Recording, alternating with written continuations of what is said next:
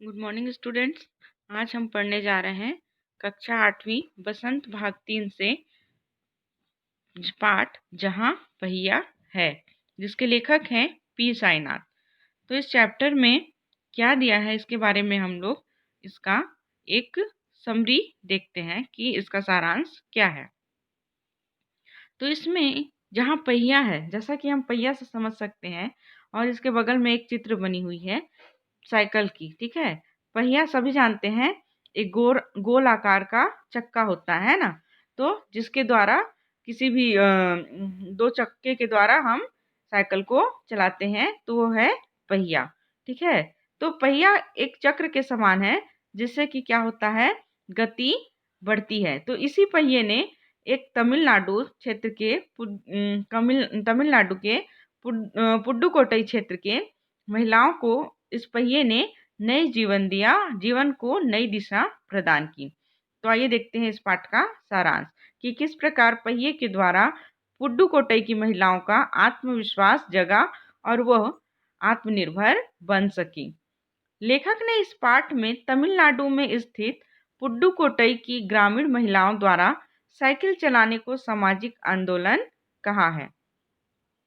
भारत के सर्वाधिक गरीब जिलों में से एक जिला पुडुकोट्टई है। भारत के भारत में जितने भी गरीब जिले हैं, उन जिलों में से एक जिला कौन सा है? पुडुकोट्टई, जो कहाँ है? तमिलनाडु में। यहाँ की महिलाओं ने अपनी आज़ादी को व्यक्त करने का माध्यम साइकिल को चुना। इनमें से ज़्यादातर महिलाएं वे हैं जिन्होंने अभी अभी पढ़ना लिखना सीखा है। इसमें महिलाओं ने अपने आज़ादी के रूप में उसे आज़ादी को कैसे आगे बढ़ाएं, मतलब कि महिलाएं कैसे घर से बाहर निकलकर अपने आप को एक स्वतंत्र रूप में देखें, तो उसके लिए उन्होंने क्या किया, साइकिल को अपना हथियार चुना। इसमें ज़्यादातर वो महिलाएं थीं जो अभी अभी पढ़ना लिखना सीख रही थीं। 10 साल के से कम उम्र की लड़कियों को छोड़कर पूरे गांव की, मतलब 10 साल से जितने भी कम कम उम्र की बच्चियां थी, लड़कियां थी, उन्हें छोड़कर पूरे गांव की 1/4 महिलाओं ने साइकिल चलाना सीखा और 70,000 महिलाओं ने तो प्रतियोगिता में भी भाग लिया। वहां साइकिल चलाना सीखने के लिए प्रशिक्षण शिविर भी चल रहे हैं। इनमें बहुत सी मुस्लिम महिलाएं जैसे जमीला बीबी और स्कूल टीचर फातिमा भी शामिल हैं। जैसे कि हम लोग मुस्लिम महिलाओं का नाम सुनते ही लोग सोचने लगते हैं कि मुस्लिम महिलाओं को ज़्यादा पर्दा में रखा जाता है, उन्हें ज़्यादा घर से बाहर निकलने, कहीं आने जाने की उतनी आज़ादी नहीं होती है। लेकिन इसके बावजूद मुस्लिम महिलाओं में 2 प्रमुख महिलाएं थीं, जमीला बीबी और स्कूल की एक टीचर फातिमा। इनके अतिरिक्त 20 साल की अवकन्नी ने खुद तो साइकिल चलाना सीखा ही, साथ ही इन सब ने गांव की अन्य औरतों को भी साइकिल चलाना सिखाया। मतलब ये दोनों जो थी मुख्य महिला थी, और अवकनी मतलब ये तीनों जो महिलाएं थी मुख्य महिलाएं थी, जिन्होंने पुडुकोट्टई की अन्य महिलाओं को भी साइकिल चलाने के लिए प्रेरित किया, लोगों को साइकिल चलाना सिखाया। इस जिले में साइकिल चलाने का शौक पूरे जोरों पर है। साइकिल चलाने वाली महिलाओं में हर वर्ग की महिलाएं हैं।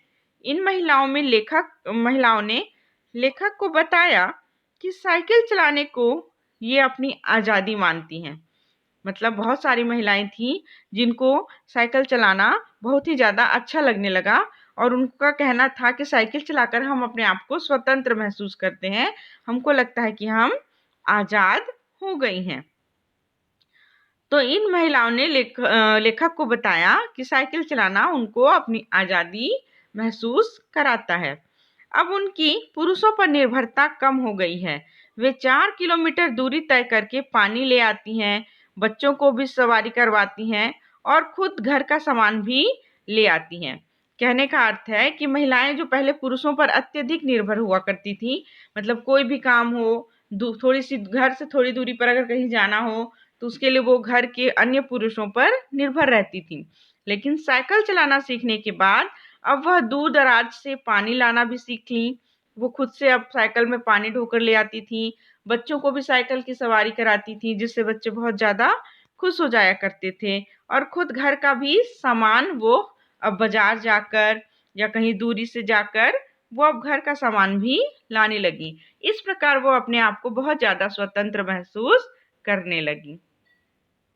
शुरू में पुरुषों ने उन पर ताने कसे, लेकिन औरतों ने कोई ध्यान नहीं दिया। जब लेखक रविवार को किला कुरुचि नामक गांव में साइकिल प्रशिक्षण शिविर देखने गए तो वहां महिलाओं को का जोश और उमंग देखकर वह हैरान हो गए। यह महिलाएं साइकिल सीखने को प्रोत्साहन देने के लिए गाना भी गाती हैं। साइकिल के द्वारा ये महिलाएं रोजमर्रा की घिसी पिटी जिंदगी से बाहर निकल सकी।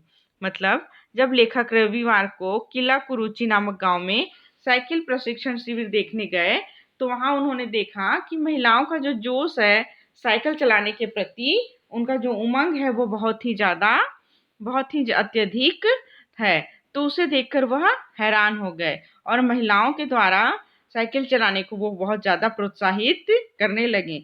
और महिलाएं जब साथ में साइकिल चलाती थी तो वह खुद को प्रोत्साहित करने के लिए, महिलाएं अपने आप को प्रोत्साहित करने के लिए गाना भी गाया करती थी। साइकिल के द्वारा ये महिलाएं रोजमर्रा के कामों को और भी अच्छे तरीके से करने लगी। 1992 में अंतर्राष्ट्रीय महिला दिवस के बाद यहाँ जैसे क्रांति ही हो गई। यहाँ की 1500 महिलाओं ने हैंडल पर झंडियां लगाकर और घंटी बजाते हुए पुडुकोट्टई में तूफान ला दिया। 1992 में अंतर्राष्ट्रीय महिला दिवस, ठीक है, मतलब महिलाओं के सम्मान में दिवस होता है महिला दिवस।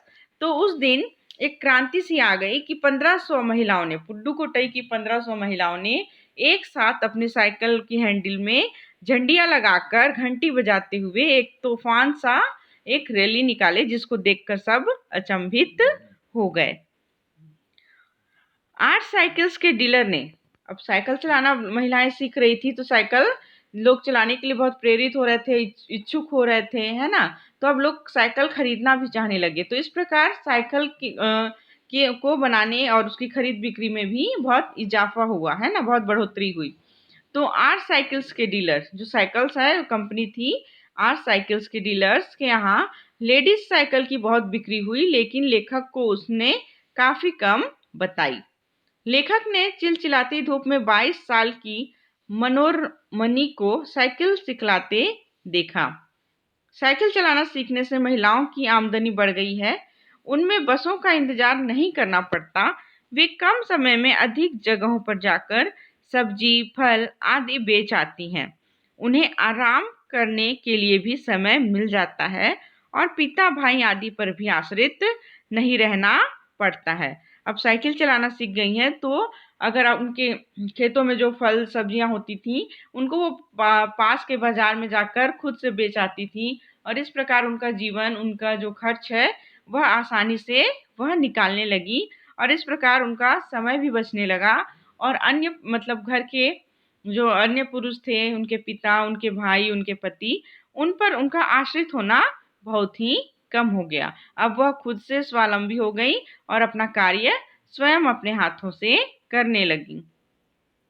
यहाँ पर महिलाएं साइकिल पर आगे बच्चे को बैठाकर और पीछे सामान लादकर जाती हुई देखी जा सकती हैं। उनका आत्मसम्मान भी बढ़ गया है। अब लोग उनको बहुत ही सम्मान की दृष्टि से देखने लगी हैं कि महिलाएं अब सिर्फ चार दीवारी में कैद नहीं है, बल्कि वह पुरुष के साथ कंधा मिलाकर अपना काम स्वयं कर सकती हैं। फातिमा ने लेखक को बताया कि उसके पास इतने पैसे नहीं हैं कि वह नई साइकिल खरीद सके, परंतु फिर भी वह हर शाम किराए पर साइकिल लेती हैं। अब हर किसी के पास इतने पैसे नहीं थे कि वो अपने लिए खुद की एक साइकिल खरीद ले, लेकिन शौक तो सबको था, वहाँ की हर महिलाओं को था। तो कई महिलाएं जो थी साथ में फातिमा बीबी जो थी वह भी क्या क्या करती थी, किराए में साइकिल लेकर साइकिल चलाया करती थी और अपने आप को आज़ाद और खुश महसूस करती थी। अन्य महिला ने लेखक को बताया कि यह उनके लिए हवाई जहाज उड़ाने के समान है। पुरुष चाहे जो सोचे, परंतु वे महिलाओं की बराबरी नहीं कर सकते। बाकी महिलाएं जो थीं, जो साइकिल चलाना जान चुकी थीं, जो सीख चुकी थीं, साइकिल चलाने के बाद वो घर का काम भी खुद से करने लगी थी, घर से बाहर का काम भी खुद से करने लगी थी उन महिलाओं को ऐसा लगता था कि वह एक साइकिल नहीं चला रही हैं बल्कि हवाई जहाज चला रही हैं, और ये उनके लिए बहुत ही गर्व और सम्मान की बात थी कि वो अपना काम खुद से करना सीख चुकी थी। तो इस प्रकार तमिलनाडु के पुडुकोट्टई जिले की महिलाओं के लिए पहिए ने उनके आत्मविश्वास को, उनके गौरव को और उनके सम्मान को बढ़ाया और वहाँ की महिलाओं को एक नई उम्मीद और नई रोशनी प्रदान की। तो ये था आज का हमारा चैप्टर जहाँ पहिया। उम्मीद है कि आप लोगों को समझ में आया होगा। Thank you.